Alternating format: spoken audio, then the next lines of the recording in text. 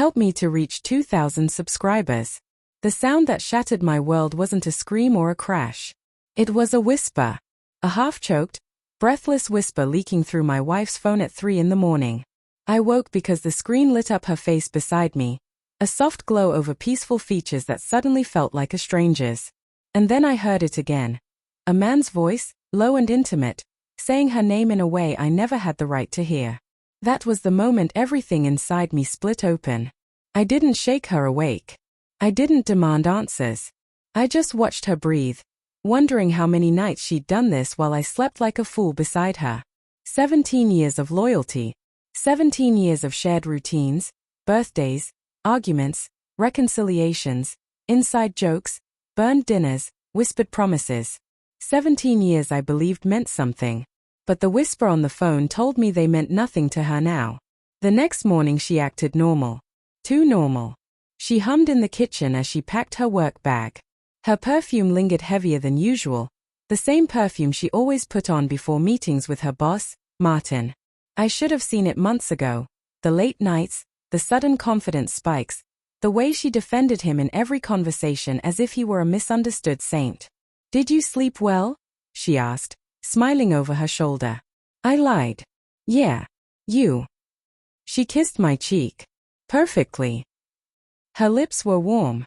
I felt nothing. All day, my mind replayed that whisper. I couldn't decide if I wanted to sob or break something. The anger came in waves, but so did denial. Maybe I misunderstood. Maybe it was work-related. Maybe I was imagining the intimacy. But I wasn't imagining the way she pulled away from me recently. The way she guarded her phone. The way she seemed both apologetic and distant at random moments, eyes clouding with guilt before she forced a smile. By late afternoon, I made a decision. If she was hiding something, I needed to know. Completely. Irrefutably. I drove to her office, parking across the street so she wouldn't see me. The building was glass and steel, cold and sharp, reflecting a sky that felt too bright for what I was doing. I watched employees leave in pairs and groups, laughing, chatting, living lives uncomplicated by betrayal. Then she walked out. She wasn't alone. Martin stepped beside her, laughing at something she said. She looked up at him the way she used to look at me when we were young and naive enough to believe love could protect us from everything. He brushed a strand of hair from her face, a gesture practiced and intimate.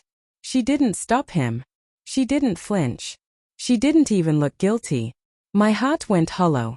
I followed them at a distance, my breath uneven, hands trembling on the steering wheel. They walked toward the parking lot, talking quietly. When they reached his car, she hesitated, only for a second, before he cupped her jaw and kissed her. Not a stolen kiss. Not a slip. A kiss with history in it. A kiss with promises. A kiss that made something inside me die. I didn't get out of the car. I didn't confront them. I just drove away, slow enough to stay in control, fast enough to outrun the pieces of myself falling apart. That night, she came home late. I waited at the table, silent. She froze when she saw me. "You're up," she said too quickly. "What kept you?" She blinked. "Work." My voice was calm. "Try again." For a moment, guilt softened her features. Then fear. Then resolve, the kind that only appears when someone has already chosen the other side. "You've been distant," she said, deflecting. "You've been stressed and cold, and I didn't know how to talk to you. Martin just understands me." The betrayal hit deeper than the kiss. 17 years, I whispered. "And you chose him." Tears filled her eyes. "I didn't mean to. I never planned." "But you did." She sank into a chair, shaking. "I'm sorry. I'm so sorry. I didn't want to hurt you." The apology was worthless. I felt my rage cooling into something sharper. Something strategic. "You're going to pack a bag," I said quietly. "What? Why?" "Because tomorrow morning, you'll receive divorce papers. And your company's board will receive the evidence of your relationship with your married boss." Her breath cracked. "You wouldn't." "You didn't just cheat on me," I said. "You cheated with a man who evaluates your performance. That's not romance. That scandal. Panic spread across her face like wildfire. She reached for my hand, but I pulled away. Please, she whispered. Don't ruin my career. You ruined my life, I replied. The silence that followed was the heaviest we'd ever shared. She packed. She cried. She begged. None of it mattered. In the morning, as promised, I sent the board everything: screenshots, photos, timestamps. Cold, irrefutable proof.